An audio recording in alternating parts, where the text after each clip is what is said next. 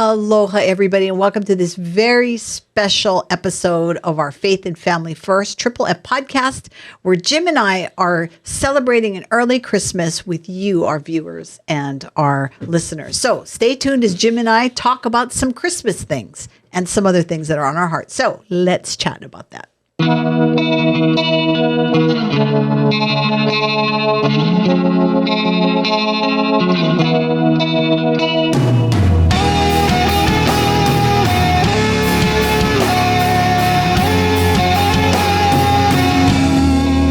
Mele kalikimaka. Holy makahiki ho. Yoo-hoo, chee-hoo. It is Christmas week, Jim. I don't know what your house looks like, but I know what my house looks like. Want to buy a house?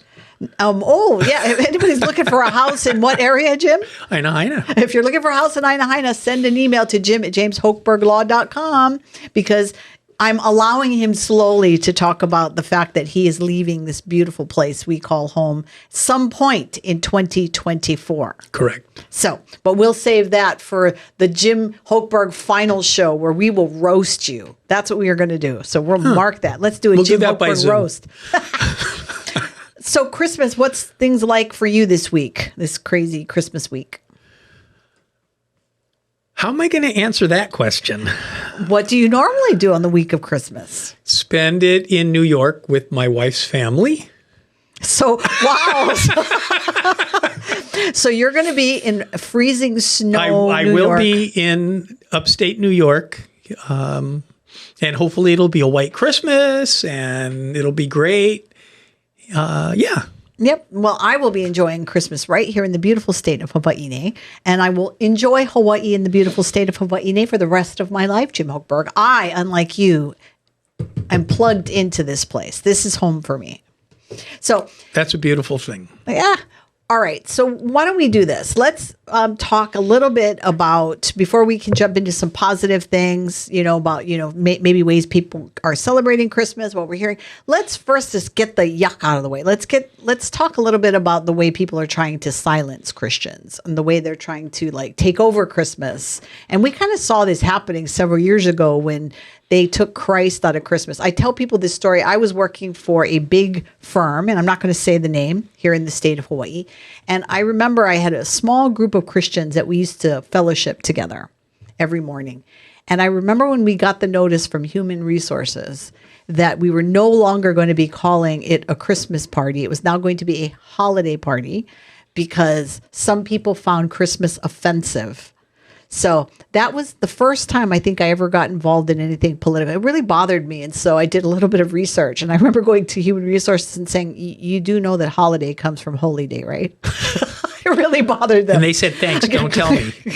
Yeah. So anyway, they did. They changed. We were no longer allowed to say Christmas. So you realize that the dispute over what the holiday was going to be called is in order to tolerate people who were intolerant toward the people that liked the Christmas Christian version of the holiday. So it's tolerance in the name of intolerance. Well, and even Christians fight. It's interesting, if you're going to look at Christmas and try to fit it into the Bible story, the way we celebrate Christmas in the United States today doesn't quite fit into the Bible story of Jesus being born and all that. Because I think if we celebrated Christmas with the way the Christmas message is, it wouldn't be quite as exciting as it is today. Why? Well, because in the story, you first of all, Jesus was born during a time when there was a census being taken, right? So you have a lot of people that don't like the government involved in who you are, where you live. I know I'm sitting across the table from someone that takes issue to the census every time. Do. I know. I answer the required number one question, how many people live in my house, and I do not answer any of the other questions. During that time, there were also a whole bunch of babies that were massacred. That's true, too. And actually, it was years later, but that's what I'm saying. So if we follow the Bible story, it wouldn't quite match. Was Jesus really born on December 25th? Right? All this.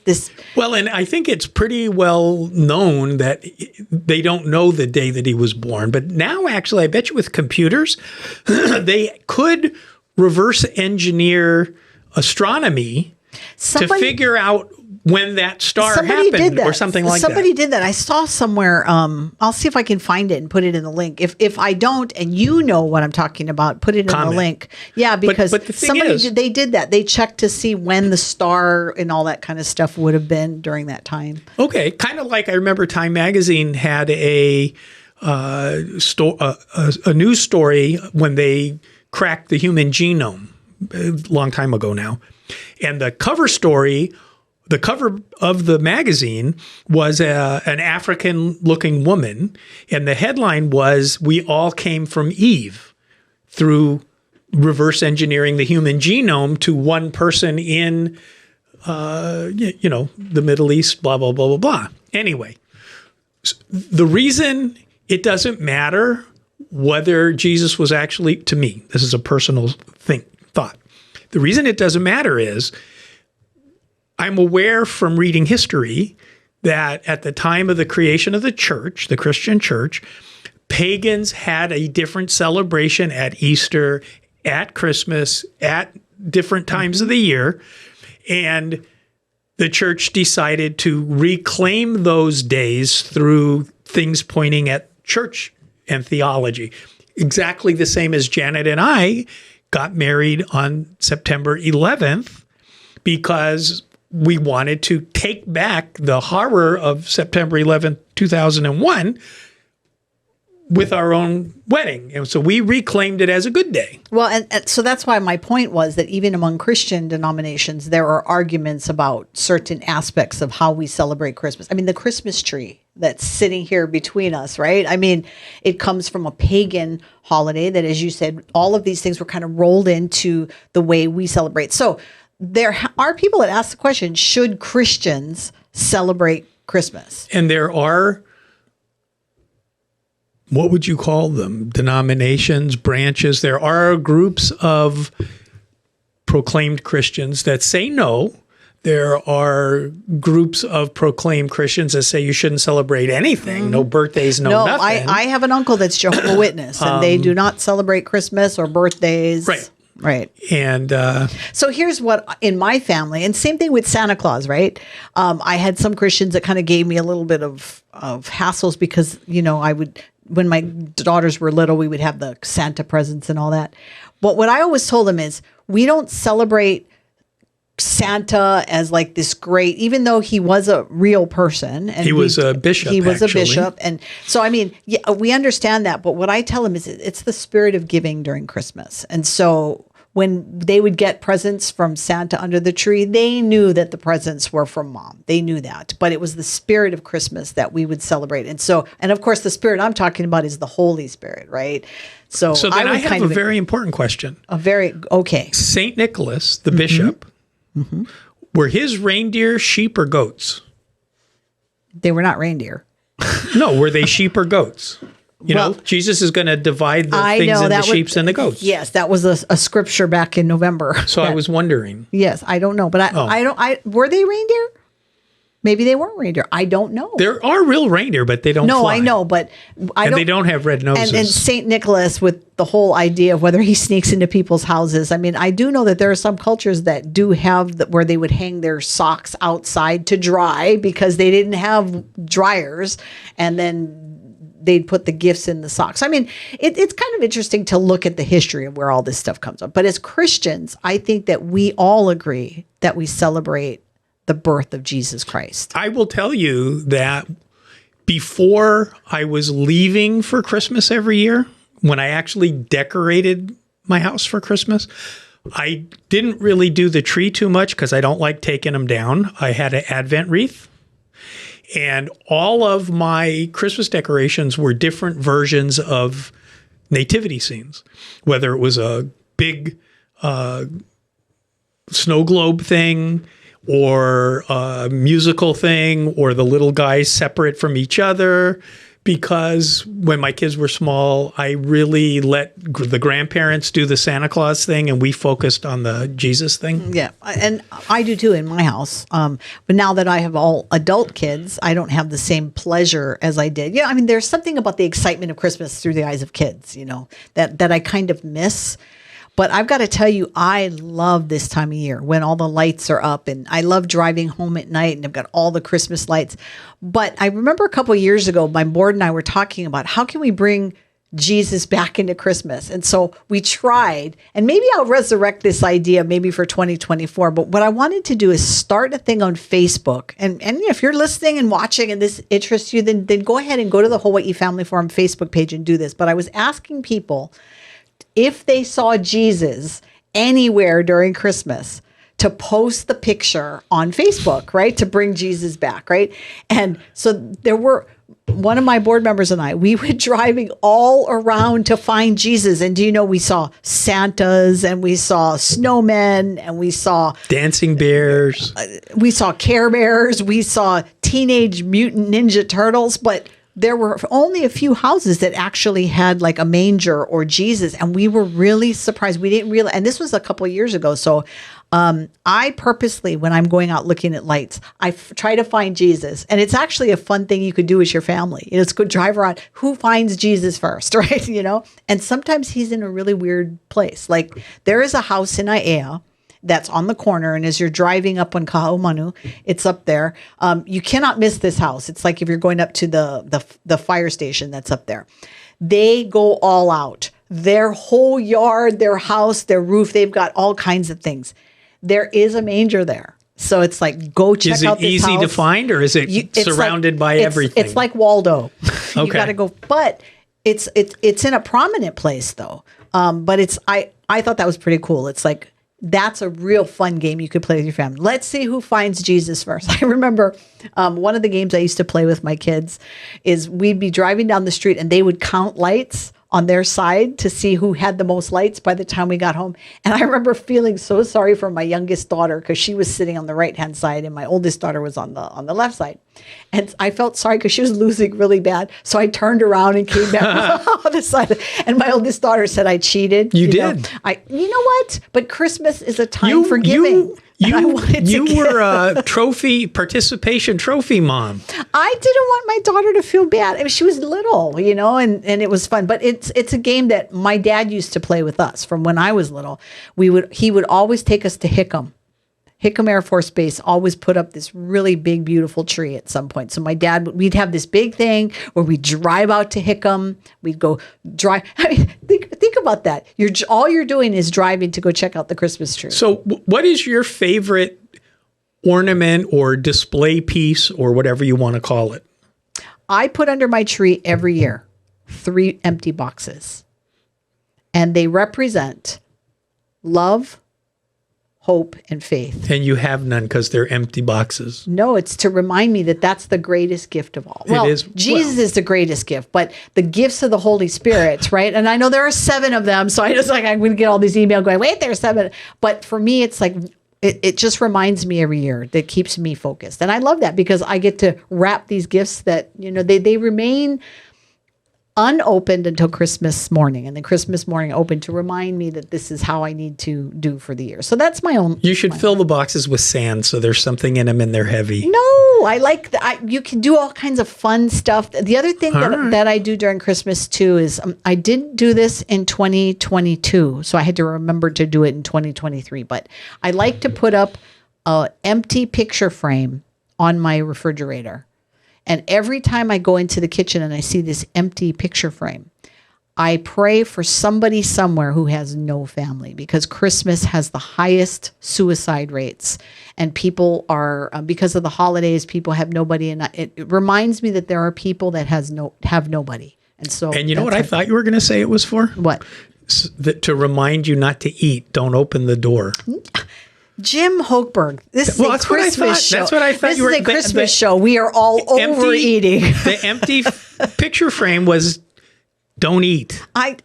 You know what? I try to watch what I eat, but during the holidays, my daughter scolds me all the time. She goes, "Mom, stop worrying about because really during the holidays, people bring over the fudge and they bring over the candies and the cookies, and I love gingerbread.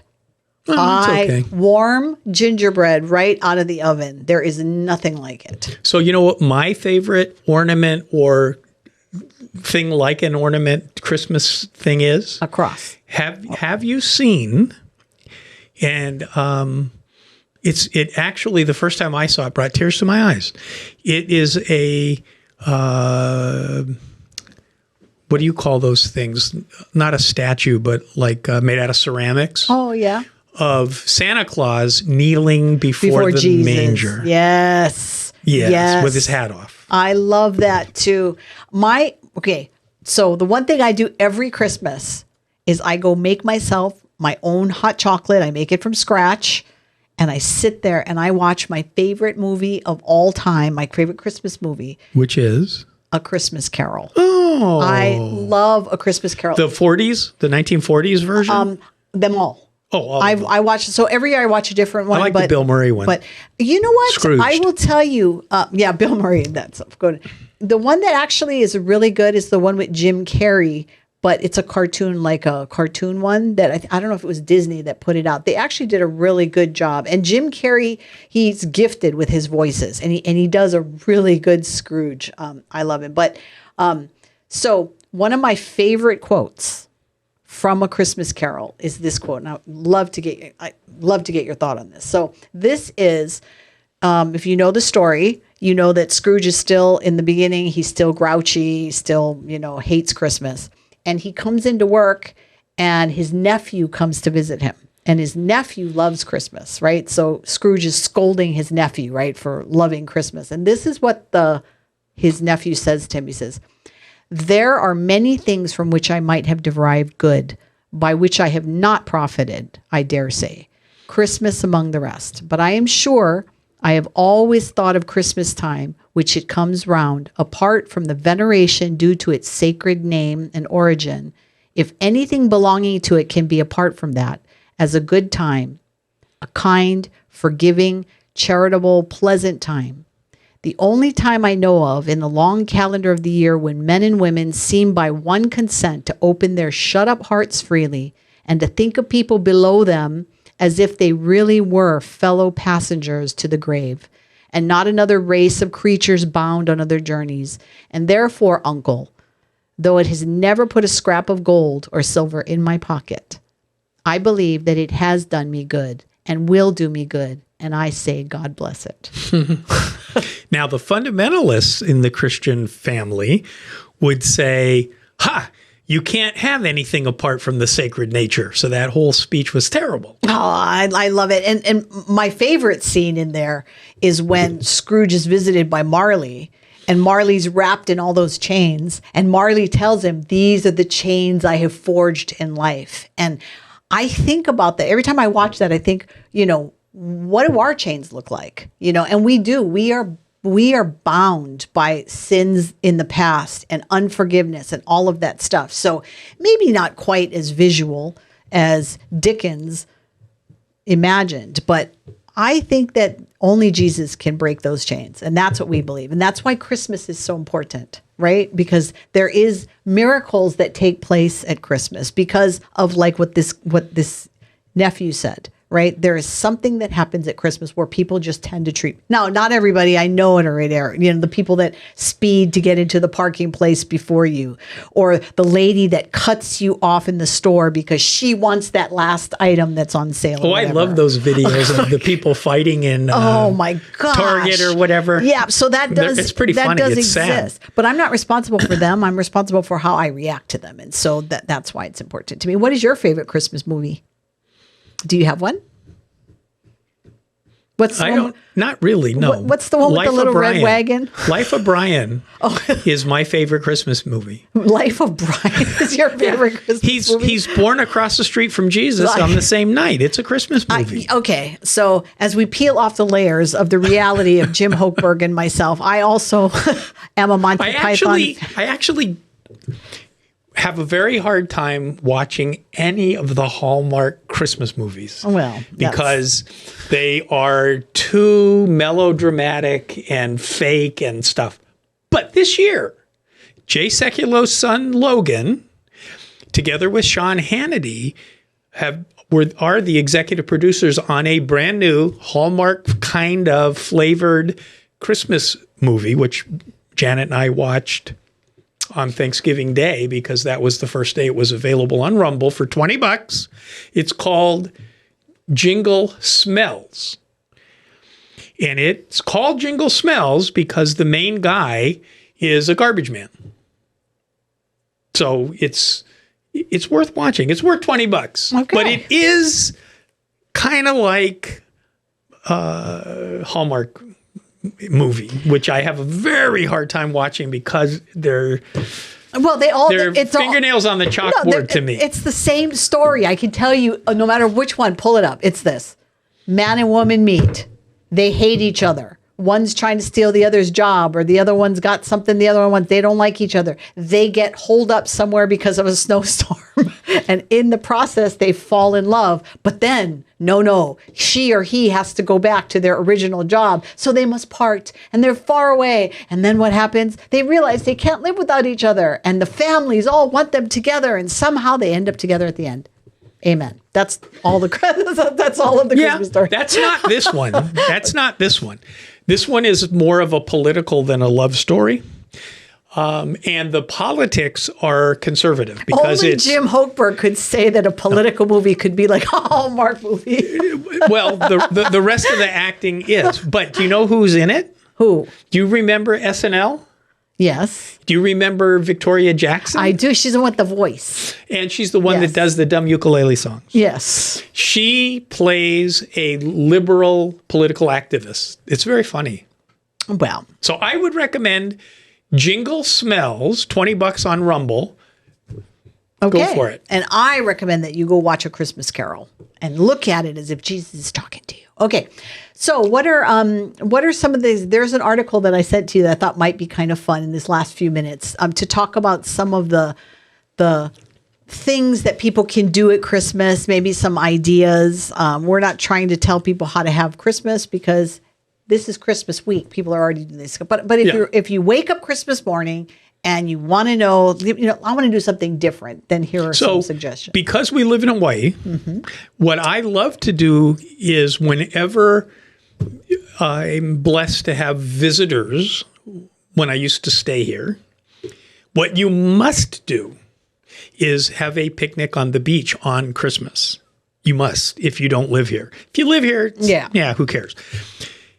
The things on the list of the email that you sent are very difficult, most of them, to do here because we don't have their environment. Well, what I did was I looked at the list thinking of what would be comparable here in Hawaii. So like number one on the list was watch the tree lighting ceremony. I've done that before. Well, when the kids were small, you always do that. Yeah, and then, if you haven't, take time to go look at the Christmas tree lights and stuff that's all downtown. They do a good job every year.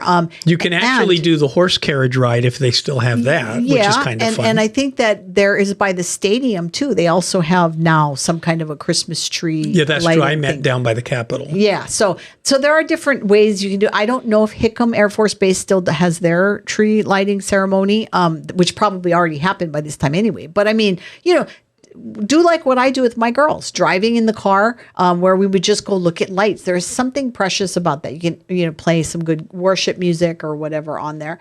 Another suggestion they had was to visit festive holiday restaurants, and which we don't have. We may not have festive holiday restaurants, but you know what I thought about going back to my having the empty picture on the wall.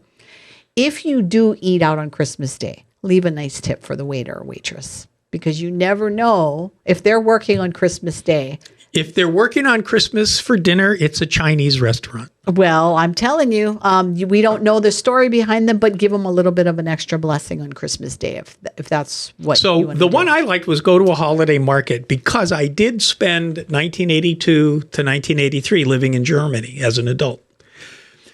Bavarian Christmas markets are so gorgeous, beautiful, and cool. I lived in Germany during Christmas. And those German Christmas markets, we don't have those here, though. Man. Although I think we used to have a store that was open all year round that was like Christmas ornaments. So maybe what we could do is encourage people to go visit one of the small mom and pop stores.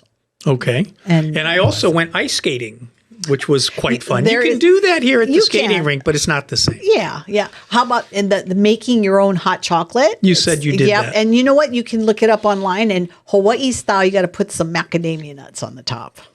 Yum, yum, yum, yum, yum, yum, yum, yum. Don't choke on them, though. Chew them. How about going all out for a Christmas Eve dinner? That is usually part of the family thing. One family member hosts the Christmas Eve, another one hosts the Christmas breakfast, another one hosts the Christmas afternoon dinner. Well, here in Hawaii, that's everybody's doing that, right? How about decorating the tree with special ornaments? I was thinking with that one, you could do the Hawaii 12 Days of Christmas. You could. And then you could do an ornament and have your kids every day put up the new, on the first day of Christmas or whatever, up until Christmas Day, which is the 12th day of Christmas, right? That would be an interesting, fun Or an advent calendar. Or an advent calendar, yeah. When I was a kid, the advent calendars were religious themed. Now they seem to all be Santa Claus themed. Yeah, well, I say take it back. And I also say take it back. If somebody says to you, Happy Holidays, I always say Merry Christmas. I say Merry Christmas. Most of the time, you're not going to make them mad because a lot of stores now are not allowing them to say Merry Christmas, so they've got to say Happy Holidays. And I love to say Merry Christmas back because the ones that want to say Merry Christmas will get a big smile on their face, and the ones that don't like it will kind of frown. But hey, So the other thing we don't have here is a Christmas tree farm. They come in refrigerated trailers. I know. So if you are a young person and you want to start a farm here in Hawaii, that might be something to do. I don't know, how would Christmas trees grow? 3,500 square foot house lot. There are some great people that are doing some great farming here. A shout out to you guys that are working. So as we wind down on this show, first of all, I just want to give you my own personal wishes and best prayers for this holiday season with you and your family. And I really pray that the Lord bless you wherever you're at right now, listening, watching, that the Holy Spirit would just surround you with an unbelievable amount of love and kindness and laughter, and that you would find something super special under that Christmas tree. And even if it's not a gift, wake up Christmas morning that you are carved in the palm of the hand of a Lord and Creator that loves you very, very much. Jim? I would say Merry Christmas, each one. Merry Christmas, everyone. Why do I feel like it's like the Tiny Tim? Yeah, that's what I was doing. Okay. I got it. All right. Anyway, thank you all for joining us. We will see you next week, and we send blessings to you. Make sure you like this video, you share it, you subscribe, hit that notification button because you never want to miss an upload show. And because it's not 100% consistent, you got to have that notification button so you know when it's uploaded. But I want to thank a shout out to all our producer that's behind the scenes. We love you guys. We'll see you next week. Mahalo, everybody. Merry Christmas.